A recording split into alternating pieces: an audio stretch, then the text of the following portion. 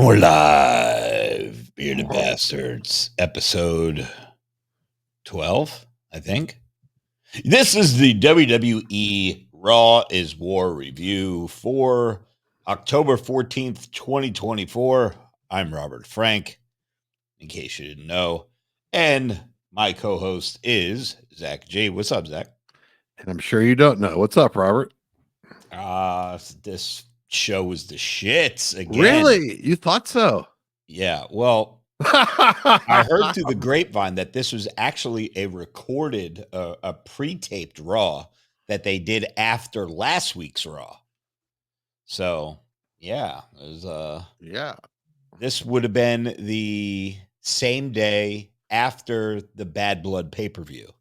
So it makes sense why a lot of SmackDown people were also intermingling on the last couple of shows. Were they in St. Louis last Monday also? I can't. If they were, then it makes sense because that's where they were today. Oh, yeah. Well, I think, yeah, I'm pretty sure they were because didn't Randy Orton show up on NXT? And he's a St. Louis guy. They were in St. Louis. Something like that. Whatever. This show fucking sucked. It was so bad. I was so bored. All right. Let's just go one by one. Now, there was once again, there was a lot of fast forwarding going on throughout this show. So there is some things that I missed. If I missed something that you thought was noteworthy or I should bring it up, just stop me and tell me what I missed. That probably won't happen. But there's not much. I will. I know that there were supposedly 2 interactions between Jimmy and Jey Uso. Yes, but I only saw one. So basically, there was. If you saw the one, you basically saw the second one. Okay. That Jimmy wants to talk to Jey, try to recruit Jey to help him with the bloodline shit, and Jey wants nothing to do with him, right? Yeah. So basically, well, we're jumping ahead. You saw the first part. He was in the locker room waiting for him. Yeah. I saw when he knocked on the door. He knocked on like his locker room door. Oh, yeah, I guess. Yeah. And then the second one, it was almost identical. He was walking around looking through doors, and then they run into each other in the hallway.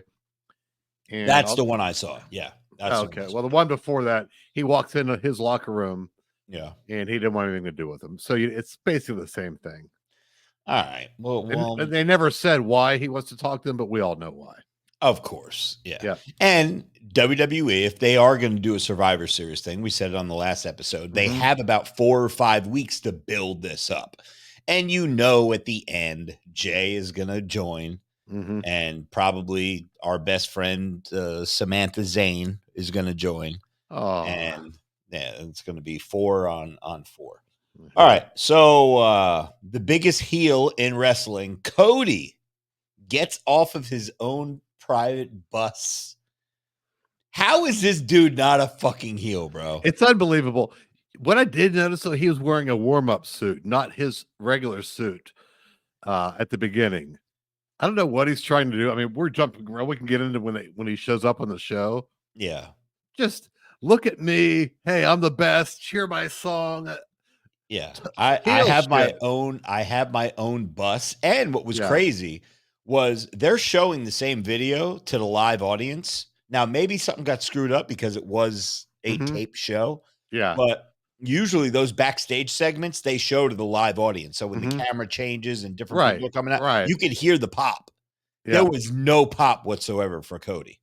I was like, wow, damn, no pop for this dude, huh? I'm guessing they didn't see it or something. Possibly. So Cody gets off his bus. I know people are going to say, oh, well, Lex Luger had the Lex Express back in, 92 or whatever it was. This is so different, bro. Lex Luger wasn't coming out in a fucking suit to the ring, talking down to people. Yes. Yeah, it's great. And I like him. I want Bullet Club Cody to come back. That will be amazing. He'll get so much heat. So much heat. He should do it. He might not have a choice. Like we said before, he wouldn't do it in AEW, and the crowd was begging him to turn heel. And he wouldn't do it. He'll do it here because best for business. So then they show a couple other people popping up around and walking into the building. And then I got Rhea Ripley. As soon as Rhea's picture popped up, huge pop from the crowd. I got big pop on my notes. Yep. And then Rhea comes out. They do that continuous shot, which I really like. I dig that. I think she screwed her timing up a little bit because she had to like rush out to do her little thing where she lifts her leg up and kicks down. And I think she was like a step off. But anyway, I'm not gonna talk shit, bro. There are pictures of Rhea Ripley going around online. They're all over my timeline at For You feed. It's a picture of how she looked when she was blonde without the tattoos. And how she looks now, bro. She was so hot. She just ruined herself, I think. Really? You don't like the goth look and all that? Like, I like goth chicks, but she was so much hotter when she wasn't goth. I'd have to go back and see. That's my opinion. It's been a while since I've seen pictures of her before that. Yeah. She looks totally different. Her physique's different too, right? She's bigger now, right? She's bigger, but she was always a bigger chick. Yeah, bigger bone, but she doesn't have the mass like she does now. No. Well, guess what, Rob? She making that change put her over. Oh, so, for sure. Made her a lot of money. Well, she said that, she feels more. It's not a character for her. That goth look with the big earrings and the holes in her ears and the septum piercing and the black hair and the lipstick and all. She's like, that's her in real life. So she's not playing a character. She's not playing a Rhea Ripley character. She said, if anything, when I was the fucking blonde chick in NXT, I was playing a character that I didn't really identify with. But whatever, she's over and she's cool. Yeah, and typically wrestlers who it's an extension of who they really are. Yeah, tend to be better and more comfortable, better on a mic. Yeah, we could name thousands of wrestlers who are like that. But go ahead. For sure. So she comes out. She calls out Liv. Tiffany Stratton's music, who's I believe she's a SmackDown chick. She comes out. Yes, she is. And Rhea's like, what the hell is she doing here? And I just wrote hot. This Tiffany Stratton chick is starting to grow on me, bro. She's thick. She is in a good way. Yeah. Yeah. I mean, she's obviously got the implants up top, or I believe. Hey, I wish I had her cheekbones and her jawline. Yeah. Well, you think that might be fake too? Yeah. Yeah. So she's definitely attractive. She's growing on me. Another blonde that I'm really not into. She comes out, and then Liv, and who's porn star hot. We talk about that every week. Yes, she is. Great description. Yeah, and Raquel comes out, and they all beat everybody up, and then they make a match for later on, which we didn't see coming a million miles away. Oh, yeah. And Adam Pearce, who I think does a good job. I remember him as a wrestler when he was in Ring of Honor, but he does a good job as that authority figure. Yeah, I like Adam Pearce. He's good. I think AEW is trying to copy off of that Adam Pearce figurehead. Christopher Daniels, yeah. They see how well it's doing for WWE. And dude, you need, back in the day we had Jack Tunney, bro. You know what I mean? Remember that? Jack Tunney, before everyone knew who was really in charge. Exactly. So, my next of my notes here, I may be missing something from the backstage, but I have Bianca and Trans Cargill come out versus Damage Control. Do you want to hear my notes? Do you want to hear my notes for this? I got to cut you off. Remember, I told you something happened to me at the gym today? Yeah. Well, her body is similar to that one. Maybe not quite as big, but similar. Okay. You prick. Oh, boy. And she's tall, too. Oh, boy. Like 5'9". Oh, yeah. That's a dude, bro. Come on, man. Well, we'll save this for our other podcast. But guys from Pittsburgh, sometimes I guess like trannies, if you know who I'm referring to. Yes, sir. Rest in peace. She is not. Go ahead. Sorry. So what do your notes say for this match? Damage Control versus Bianca and Jade Cargill. I have the Jackson and Legend. The other two girls were ringside. Damage Control is not over at all, in my opinion. I didn't think they got any reaction. Yeah. I don't care. I have a couple notes. I think Damage Control are really good workers, though. Yeah. Well, I have that. Damage Control is they're really quick. And their matches are AEW-ish. Oh, for sure. Yeah. Right. And I just said that Jade Cargill just towers over them. It's like a man playing with boys. No pun intended. She's gigantic. She is gigantic, and she's still green. She's learning. Yes. Yeah, Blair does most of the work. If you watch, all the real work is done by Bianca Blair. Yeah. Yeah, they say back in AEW that she was having a hard time memorizing spots.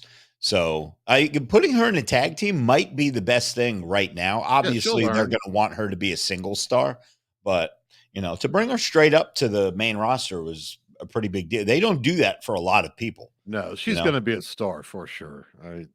So I just have here cuts to the backstage with Rhea Tiff, and they're making the match for the night. And then the Lash Legend, I just wrote definitely a dude.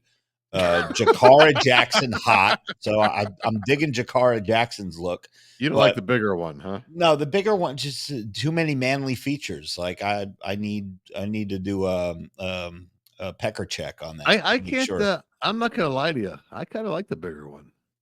Well, I think there's a pattern that we're starting to find out here on the Bearded Bastards podcast. EO Sky wrote kind of hot. Women's matches, especially tag matches, are the shits. I wrote. Yes. I wrote Bianca speared the hell out of EO Sky. Jade threw a stiff power bomb on Kairi Sane, who also is kind of attractive too. Yeah. Damage Control has cool tag moves. They do a lot of double team spots, which I think are pretty good. Yeah, they're quick. Yeah, they're like they're not bad at all. And very athletic too. Yeah, all four people in this match were athletic. The three chicks and Cargill were very athletic. I say the girl outside they interfered with the Legend and Jakara Jackson outside. They interfere. Jade and Bianca get the win, which I mean you couldn't see that shocking, but it was a good match. It was quick. It wasn't it was the shits. Like I didn't care about it, but no it didn't emotional interest in I put the same thing. Broaden the crowd at ringside, forms a DC member. Yeah, champs win. Yeah, then you just got a whole bunch of backstage shit. God, there was a Finn Balor, JD McDonough segment with who did they meet again? Somebody came up and met them. I forget. It was some shit. JD McDonough. I think he's terrible. He's a good bump taker though. I know, but I'm not sold on him. So he is a perfect example. This JD McDonough. Perfect example. He's the Wheeler Yuta of WWE.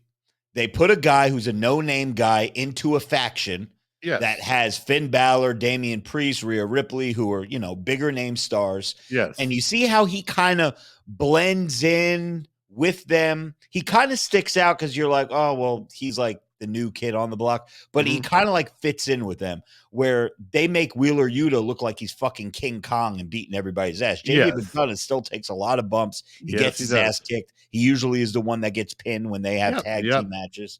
So perfect example of how to do it properly is with this JD guy. Backstage awkward. Then there was an American-made video package that I have in my notes here. I said, why are they heels? They got the American flag. They're like pro-America, waving flags. The one dude has it wrapped around his shoulders. Chad Gable is an Olympic wrestler. Why are they making these dudes heels?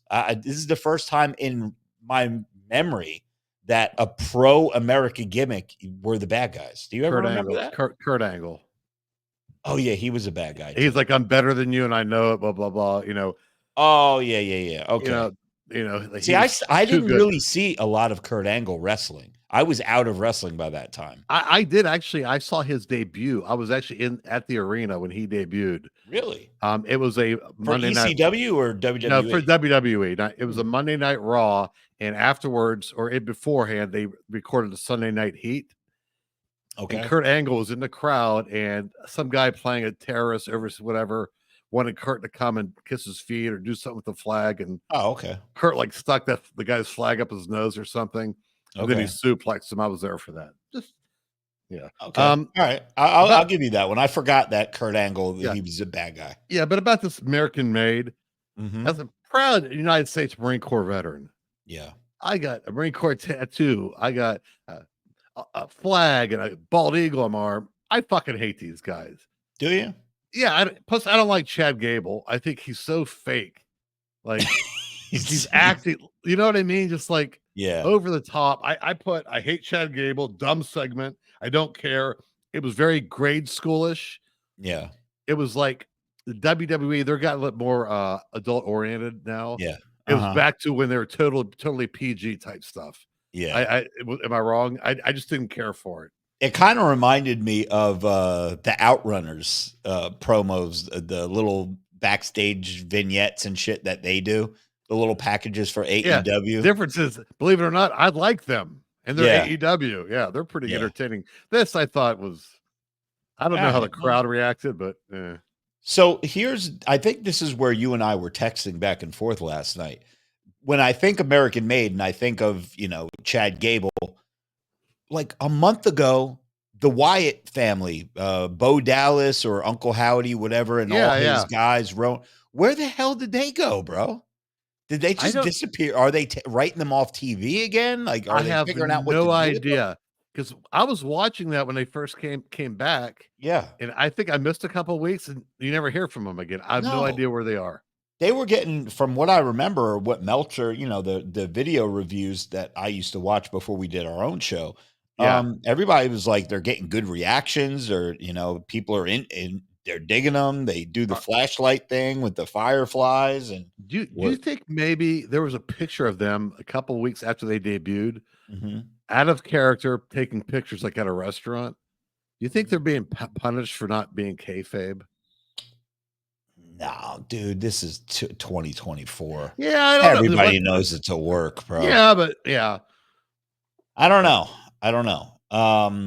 I mean, Jacob Fatu, same thing happened. The day that he supposedly broke his ankle or whatever, when he did that splash off the top, he was at some convenience store posting selfies with somebody in a walking boot or something. And I think he had a walking boot on, though. Yeah. Hey, who's going to tell him he's not going to be on TV? Yeah, exactly. Braun Breaker, little backstage promo. I didn't think this was good. I think I didn't care bring for a lot more intensity. I didn't care for it at all. I think because he wasn't being himself. He was obviously reading lines that were fed to him. I like how he did acknowledge his name. Yeah. He's, because I don't, I have a famous name too, but I don't use it because I don't need them to get over or whatever. That was pretty cool, acknowledging that. And we talked about this before. Why the WWE does not give him that last name? Let's say he wants to go away and he goes to another company as a Steiner. Yeah. They should have made him a Steiner. I still don't get that. I mean, and everybody knows that Rick Steiner's his dad. Like, yes. Why? I don't know. On the side, you just see Scott Steiner's son. I think I sent you a picture. I saw him. Yeah, I saw him. He's probably a couple years away. I think he's playing college football. He's jacked. Yeah, and I saw an interview with Braun Breaker saying that Scott Steiner's son is interested in wrestling too once he's done with football. Oh, good. If he doesn't go to the NFL. So yeah, good. Next, I got Bronson Reed was sitting down with Adam Pearce. It looks like they're in a backyard at a barbecue or something. I didn't know what the hell was going on, but Bronson Reed wants Seth Rollins, trying to elevate him to the next level. And what's crazy is I saw something with Bronson Reed doing an interview. He was never supposed to do 6 tsunamis. Yeah, I saw that also. Do like 2 or 3, and then he was like, I just listened to the crowd, and just Rollins just was like, dude, go up, give me another one. Give me another one. Dude, that was great. I mean, that was on a Raw, right? Yeah. That was great because we weren't doing this podcast yet. That was great. He kept doing it. I was into it. And it's like, how many more are you going to give him? But then he came off kind of not like as a beast in the interview, right? He was more very calm and I like spoken. Yeah. Alpha Academy, which is Chad Gable's old group, which I guess they're just hanging around now with the big fat guy Otis and the Tozawa. Yeah, there's one nice part about them. Oh yeah, the Maxine is smoking hot. I said yes. Yeah, I think I remember she had something on yesterday that was covered. She had like a long jacket. It was covering her butt. I know she's got no glutes, but she's got phenomenal legs, and she's really fucking hot. You know what I think would look BBL. You know, it look really good on her. Me. Yeah, I knew you were going to say that. All right. Versus the War Raiders. So the War Raiders used to be, I forget what they were in PWG Viking, and Ring of Honor. Well, they were Vikings. Yeah. They turned into War Machine. Oh, they were War Machine in Ring of Honor, I think. And then I think they became something else, and the Viking Raiders and this Raiders, that Raiders. Now they're back to the War Raiders. And I said Tozawa is getting rocked. I said Tozawa is he's Darby Allin, but doesn't get any offense. If this was I wrote in my notes, if this was AEW, Tozawa would get the a fiery comeback and beat one of the big dudes. But this was a nothing match, I guess, for tag team tournament. On that topic, I had to let you know this ahead of time. Yeah. On Wednesday, Bobby Lashley is making his debut in AEW. Oh, he is. Against Lita Rush.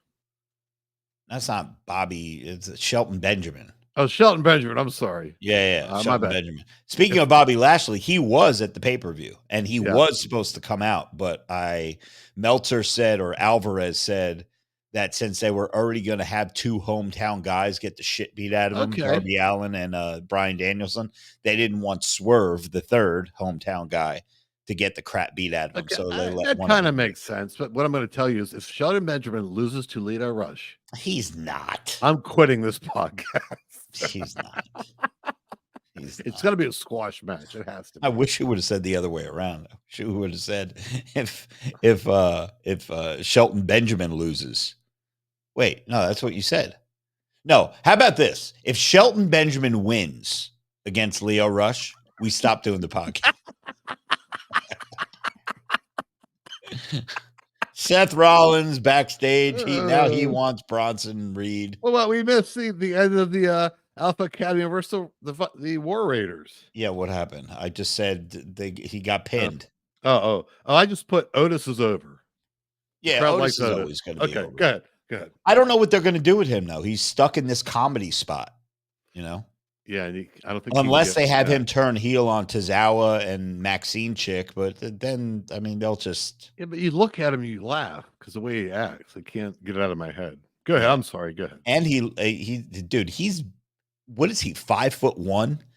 He's 5'1", like 350, and he's just this big box walking around. I think he was an amateur wrestler in college and was on the Olympic trials and stuff.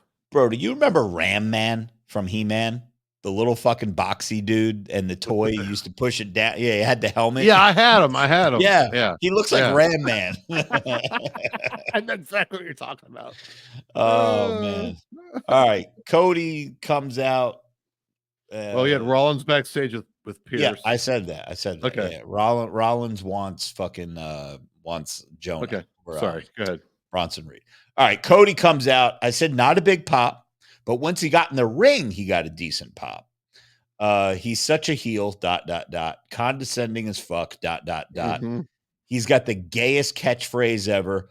What do you want to talk about? And then thank God Gunther comes out. There you go. Gunther. You got to say it properly. Bro, Gunther is good on the mic. He is. He's condescending in a way, like he's a dickhead heel. Cody is trying to be a good guy, condescending.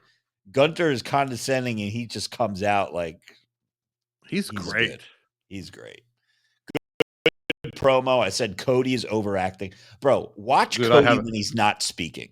When he doesn't talk and he's just listening to what the other person is saying, watch Cody's facial expressions. This dude I know he's taking acting lessons and he's probably applying what he learned from his acting lessons, but it's so bad and it's so cheesy and corny. What do you got? Yeah, I put Cody Rhodes, self-centered jerk off. Yeah. Really seems to like himself. These are all heel characteristics. Oh, for sure. Tries hard to be liked. That crowd is a couple months away from turning on him. I'm telling you. Yeah. He puts over St. Louis for cheap pop, and then pretty much the same thing you had about Gunther. Gunther's great. Big fan of his. Did you notice that they had Cody's makeup all caked up on him?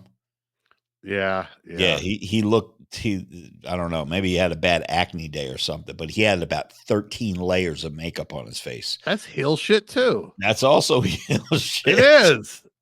Cody's overacting is so horrible. Can't wait for Bullet Club Cody. And basically, they're just putting over their match at in Saudi Arabia. And Gunter is just basically telling him that I'm the real champion and you're the secondary champion. And Cody's like, well, I'm the guy that beat the guy that, was unstoppable. And I slayed a beast, he said, too, which was a little Brock Lesnar hint. If you didn't know who the heel, who the babyface was the first time you watched this, you watched their promos. Yeah. You would think Cody was the heel. Oh, for sure. Putting himself over, like, yeah. Oh, yeah. Big time. So, yeah, that's going to happen, I guess, at their next PLE over in Saudi Arabia. That's going to be before Survivor Series, I believe. So, yeah. Next up, I just got this. Now, this is where possibly the Usos backstage may have happened, the first one. But we really don't need to get into that. We talked about it already. No, not yet. Kofi Kingston, Braun Breaker, is that where we're at? Yes. Okay, because I did a lot of fast forwarding around here. No, you're good. Once again, dude, you know what's going to happen in this match. Poor Kofi he's relegated to just being a jobber now. Yeah, he's not over anymore either. No one cares. Yeah, Braun Breaker. Braun beats him up. Super spear for the win. Xavier's getting geeked out. He got beat up. Jey Uso, I have here. What did he come out or something? Yeah, he comes out to run off Braun Breaker. Oh, and yeah, then he's in a ring trying to help out Woods and Kingston. The New Day, and Breaker gets on the apron like to attack him, and Uso turns around, and super kicks him in the face. It was kind of funny. Nice. Yeah, nice. He falls off the apron. So I want to make a little statement here. There's been 2 occasions in the last couple of days where our good friends over at Busted Open Radio, in particular Bully Ray, has... Bully Ray, you listening to the Bearded Bastards podcast, bro? You're saying a lot of slick things out of the side of your mouth, big dog. And I'm going to confront you one of these days. Yeah. He was talking today about they were doing their Raw review. And he said something about the Uso, blah, blah, blah, Uso. He goes, and I know that there's people on the internet that say that the Usos have 5 moves. Well, you know what? That's 3 moves too many because they're over and they bring drama. And I'm like, okay, all right. We did have that reel going around, had like 4,000 views somewhere. Maybe Bully Ray was one of them. I love Bully Ray too. Yeah, I do too. He's great.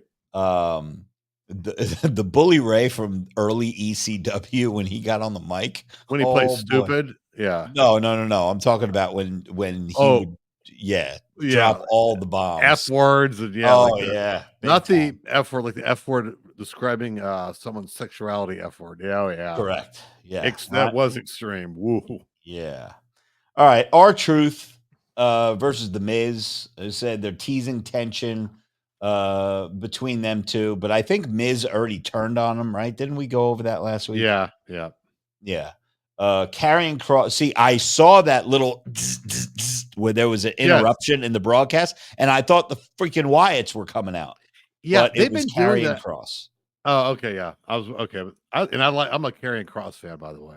Yeah, they do that. They do that Carrying Cross thing, the black and white entrance for them. So they switched over from color to little interruption in the screen, TV screen, and then boom. Carrying Cross comes out to the ring. R-Truth sees that Miz is distracted, rolls him up, and gets the win.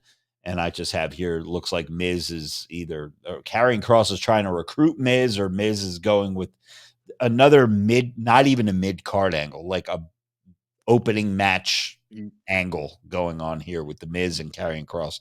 Nobody gives a fuck. No. Are you a Carrying Cross fan? I like Carrying Cross, but I think he should be a single. And I think that he should be somewhere in that. I don't know, because they're like the crowd really isn't connecting with him yet. It's a shame because he can work, he can talk. He's no homo. He's a good looking dude. Yeah, and he's got size. Scarlett. Yeah. Oh yeah. Scarlett is another one who's Ooh, yeah. I don't know. I don't know what I don't know what they're going to do with him. But yeah, he's got all the tools. He's a 5-tool player. I When you agree. could do all of those things, it's like, what is it? Why are you in this angle with two big Indian fucking jacked up dude? Well, I think one's Indian and one's something else. I don't know. And Paul Middle Ellering. Eastern or something. You got Paul Ellering with them, and I just don't get it. I don't know. Nobody really cares. And if you're going to be feuding with the New Day and now with Miz and R-Truth getting mixed up in that racket, you know that you're doomed. You're fucked. You're fucked. All right, Jimmy Uso outside trying to recruit Jay. I just put in quotes, the build starts, because this is going to be weeks and weeks and weeks of some sort of, and you know who I think is going to be the one that pieces all of it together? Paul Heyman. I think that's a very good call. Paul Heyman is going to make his reappearance, and he's going to be the glue that brings everybody together. He's going to be the fly. He's going to be the fly trap, and they're all going to come to the bait. Okay. Rhea Ripley, Tiffany Stratton versus Liv Morgan and Raquel. I said the crowd is dead. Nobody cares. You got two. Actually, I mean, all 4 chicks in the ring were pretty attractive. Really? All right. Out of the 4 that were in the ring, Rhea, Tiff, Liv, and Raquel, who are you taking? I get to pick one. They're all naked in a bed, laying there waiting. Liv Morgan. You have to go to one bed. Liv That's Morgan. where you're going? Because she looks slutty. Well, let me go first and you go. No. I would say, yeah. I mean, first for me, yeah, I would go Liv. Tiffany's growing on me. I'm going to go Liv, Tiff, Raquel, Rhea in that order. I'm going to switch up Tiff with Ripley. So I'd go Liv, Ripley, Stratton, Rodriguez. Okay. So you're going a little blonde, brunette. Okay. Yeah. I see what you did there. I would say, but I'll let you go first based on your performances in the past. Go ahead. Grimace interferes. I have it right. Where is it? I have Grimace. Jax comes out. Yeah. Grimace interferes. She lays out, I think it was Liv, right? She lays out Liv Morgan, and she teases for her friend Tiffany, because Tiffany and Grimace are a little stable going on. She was like, "Go ahead, cash in." Yeah. So she does the whole thing, and then Dominic Mysterio pulls out Liv, and the show goes off the air. So still, she still got the briefcase, and she's going to be walking around with it. Now, this is something I didn't know. Apparently, in WWE history, once they had the women's Money in the Bank and the men's Money in the Bank at the same time, they only let one Money in the Bank winner ride it out for like months and months and months carrying the briefcase. They don't have both. They don't have the man and the woman, teasing for months and months and months. It's an early cash in for one, which Drew McIntyre did, or Damian Priest cashed in on McIntyre at WrestleMania, lost it. That's so fucked up. Drew McIntyre just won the title, and then fucking Damian Priest comes out. But it was perfect for the storyline. Oh, it was good. Sure. With Punk and everything. Yeah. No one saw it coming either. Bro, for a tape show and really nothing going on, there was there were 2 women's tag team matches. And there was the Alpha Academy War Raiders. That's 3. And then, the Kofi Kingston. There were 4 matches in a 2-hour show. Everything was backstage segments. And the opening match was a women's tag team match, and the closing match was a women's tag team match. Yeah. That's not good in my opinion. No, it's not. I mean, I like looking at them. Yeah, for sure. I was going to say, I did put something nice. That Stratton's a good athlete. She is a good athlete. Bouncing around, hopping up and down, her jugs bouncing everywhere. I loved it. Yeah, she's very good. She's going to be a big player in wrestling. She's really good. And yeah, so That's it. This has been your Raw review. What do we give this a letter grade? I mean, dude, I'm going D. I'm going D. D minus, maybe even. This was bad. This is a really bad fucking Yeah, I show. was going either C minus or D. Yeah, I'm gonna go D. I'm gonna go big D. Big D on this one. We're a lot of D's lately. Yeah. Well, the shows suck. Hopefully AEW Dynamite is a little bit better on Wednesday. But we are doing our podcast on Wednesday night, so we're not going to be able to watch it live, and you're probably going to end up going to sleep because you got an early flight in the morning. Yeah. So what I was thinking about doing, and this is maybe because me and you might watch it together. If you tape it, we'll watch it on Thursday, maybe Thursday evening. Maybe I'll make like a quick TikTok or something for Facebook or Instagram. Me and you watching it together. We'll say something or some bullshit. That's up to you. Just do something to get out there. Whatever. That means no, people. Maybe. I'll think about it. All right. This has been episode 12 of the Bearded Bastards podcast. Raw review, another D, dud show. It sucked. Hopefully things start getting better. Take care, brush your hair. We're out. Later.